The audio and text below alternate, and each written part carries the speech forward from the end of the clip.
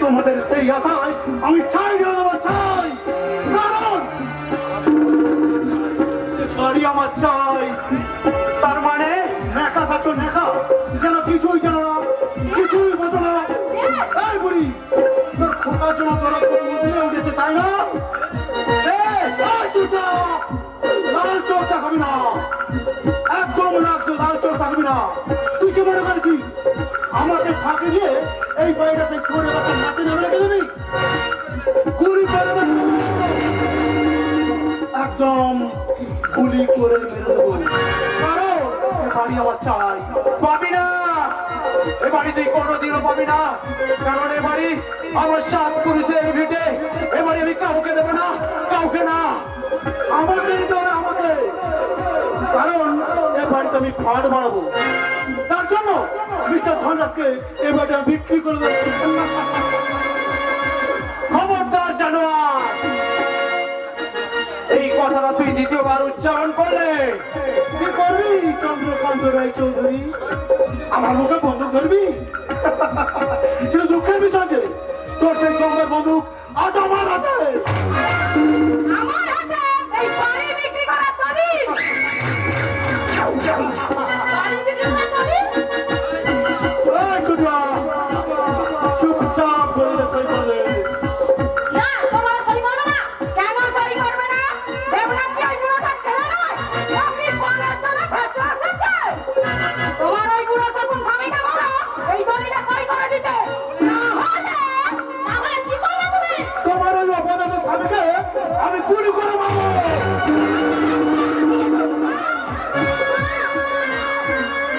শ্রদ্ধা, তুই এত বড় অমানুষ হয়ে গেছিস। কি বললি? শয়তানি! বৌমা, এই চলো। সই কর, না হলে আমাকে গুলি করে দেবো। এই চলো। এই চলো। তুমি ও কাজ করো না। এই চলো বলি।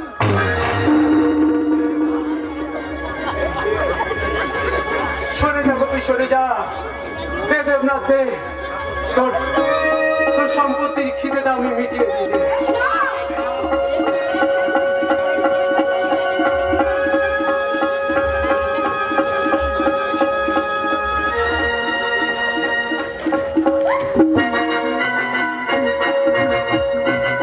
বাবা, আমরা কোথায় যাব?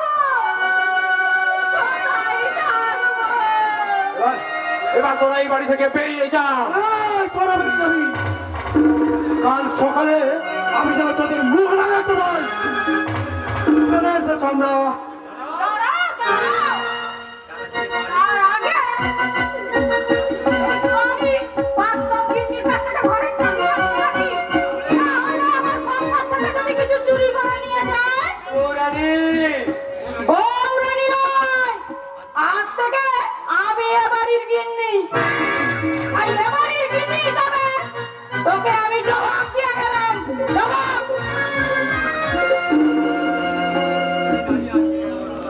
চুপ করে দাঁড়িয়ে আছো কেন যশোদা? চলো যশোদা, চলো। এ বাড়িতে থাকার আমাদের কোনো অধিকার নেই। কিন্তু এত রাত্রে আমরা কোথায় যাব? সকাল হলে না হয়? না যশোদা, না। সকাল হওয়ার আগে চোরের মতো চুপি চুপি এই বাড়ি ছেড়ে আমরা চলে যাব।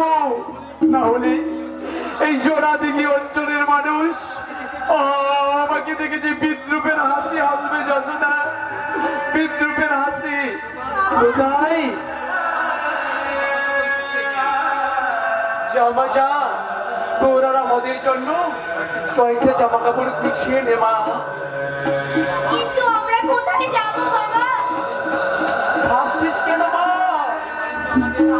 এই বাড়িতে আমাদের ঠাঁই না হলেও এত বড় পৃথিবীতে কোথাও নিশ্চয়ই আমাদের জায়গা হবে রে মা।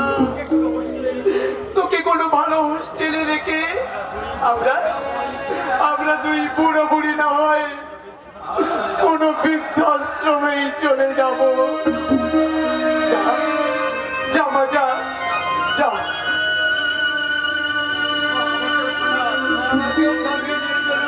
বাবু, সেই ফোটা বয়স থেকে একটা পায়ের তলায় ঠাই পেয়েছি।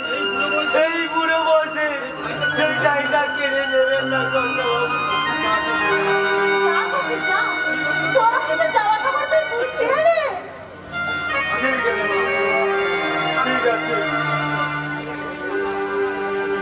কি গো, কি ভাবছো? ভাবছি আমি বেঁচে আছি তো যশোদা।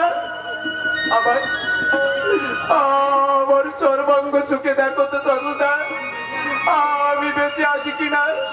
আমার গায়ে চিমটি খেতে দেখো তো যশোদা, আমি বেঁচে আছি কিনা।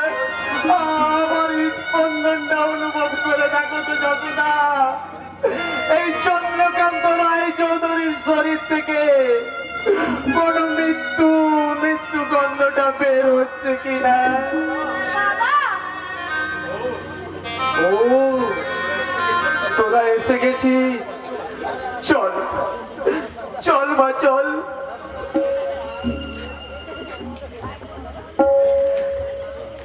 চন্দ্রকান্ত রায় চৌধুরী, আজ থেকে তুমি মুক্ত। এ আমার মাতৃদুগ্ধ ত্রাণের পবিত্র ভূমি, এ আমার জন্মের লীলা ক্ষেত্র, আমার শৈশবের লীলা ক্ষেত্র,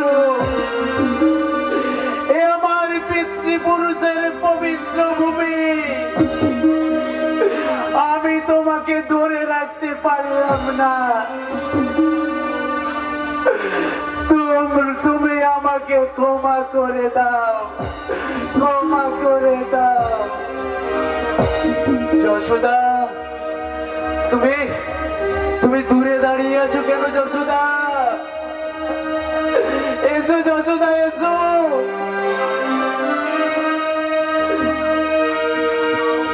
আজ থেকে আমরা ওই দূর দিগন্তে মুক্ত প্রিয়ঙ্গের মতো উড়ে বেড়াবো। প্রিয়ঙ্গরে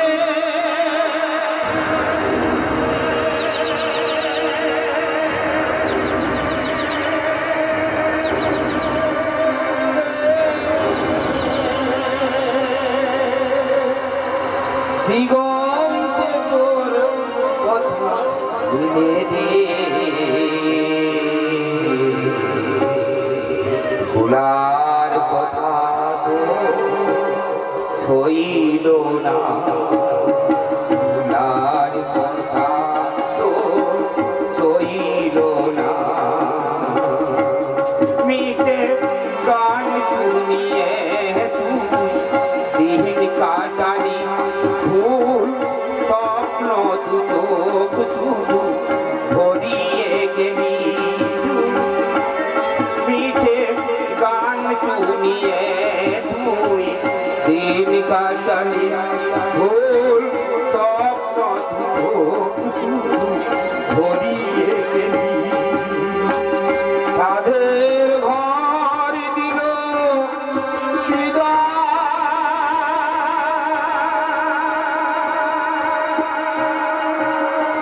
যশোদা, ভজন বলে কেউ রইল না, ভজন বলে কেউ রইল না।